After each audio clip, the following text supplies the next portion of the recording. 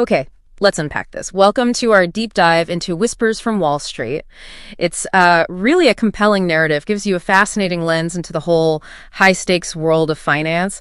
Our mission today, really, is to explore this psychological thriller.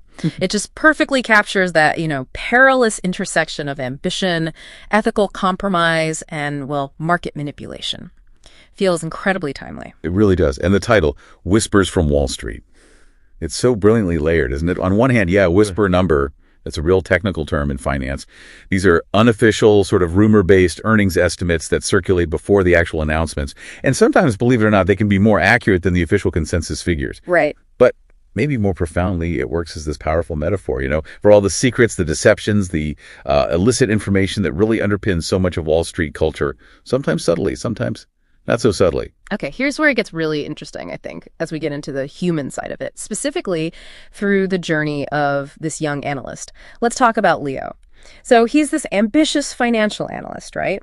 And his life is just completely consumed by the job. We're talking grueling hours, sometimes up to 100 a week. Wow. Yeah, and relentless pressure. It's a grind that pretty quickly leads to what we all recognize now as financial burnout. And what's really insightful there is how that punishing environment, that all-consuming pressure cooker, it makes people like Leo so susceptible. Susceptible how? To, well, high-risk opportunities, shortcuts, really. When you're working that hard, often feeling like you're getting nowhere fast, that desperation for a big win, it's palpable. It just creates this perfect breeding ground for someone to act on, say, a whisper number with what's basically a YOLO bet. The you only live once bet, a huge personal risk. Exactly. Just throwing caution to the wind, often ignoring the massive potential downsides. And that seemingly golden opportunity, that whisper number, it can turn dangerous fast.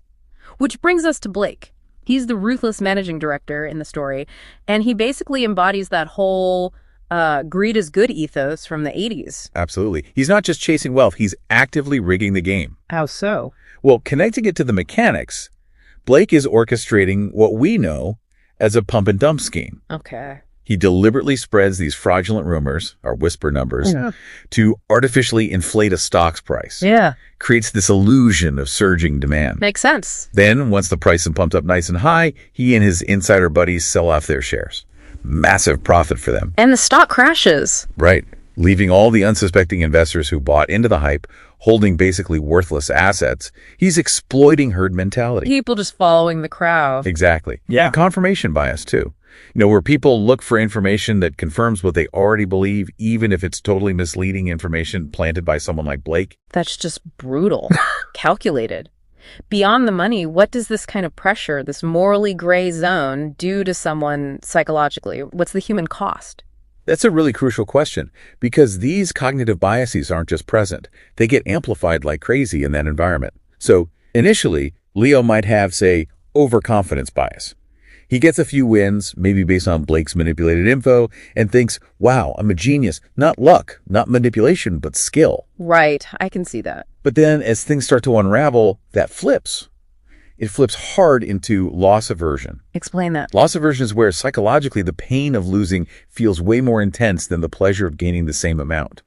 So traders, they'll cling on to a losing stock way too long, just hoping it'll bounce back, even when all signs point down. Because admitting the loss hurts too much? Precisely. Yeah. And the trading floor itself, it's sensory overload. You've got desks with, 3 to 8 monitors, constant alerts pinging, these endless revision comment correction cycles stretching late into the night. It creates chronic stress. Sounds exhausting. It is. And that immersive high-pressure cooker actively pushes individuals, like Leo, down a morally compromised path. Makes an illegal shortcut seem almost rational, like the only way out. So the walls are closing in. Leo finally realizes the horrifying truth.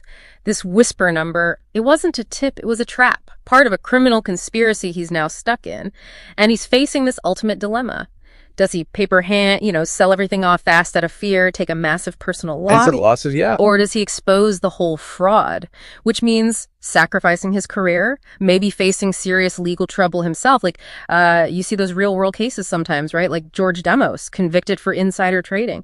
The consequences are severe. Absolutely severe. It's a classic catch-22. So what does this all mean for us watching this unfold? Whispers from Wall Street really just lays bare those intense pressures, doesn't it? The lure of quick money and the huge personal choices people face when integrity clashes with ambition. It really does. And it leaves you, the listener, with a provocative thought to chew on. Think about the enduring appeal of these whispers, these unofficial, tempting shortcuts that promise a quick win. What value do you place on your own integrity on the long-term consequences when you're under immense pressure and staring at the intoxicating promise of swift financial gain? It's definitely something worth pondering.